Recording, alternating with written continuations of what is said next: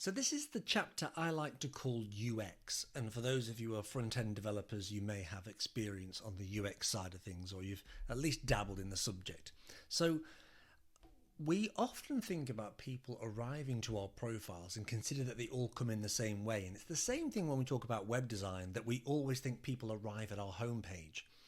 Time has shown us, history has shown us that that's not always the case. People might arrive to a landing page. In fact, it's better for them to arrive at a landing page most of the time.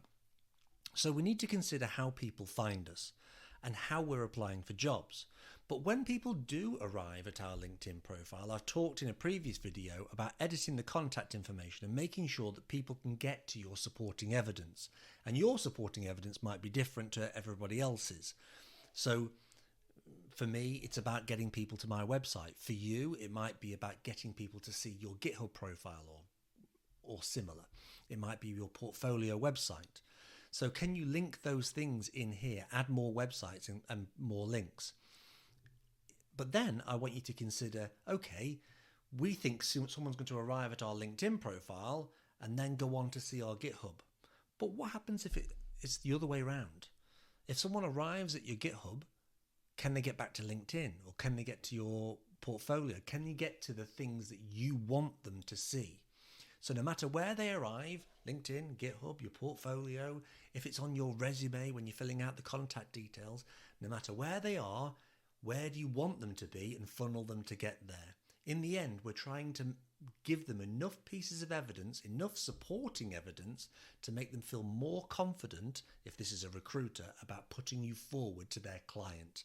If it's an employer, it's about making them feel more confident about saying, yes, I want to talk to this person in the interview. Because they're not going to read through all of these things. They're going to scan through them very quickly and make a decision. And if you've ever been in a software development interview, you might have had that feeling where the person's reading your resume back to you for the first time. It feels like they've never read it. This is quite common. The truth is, they probably haven't read it, but they've scanned it and gone, oh, that one's worth more time in an interview. And then they'll read it when they're there. So when they're scanning through all your profiles, if they go, I'm unsure, I'd like to see more, make it easy for them to find it. So when they go to your contact information on LinkedIn, they can find a link if they want one.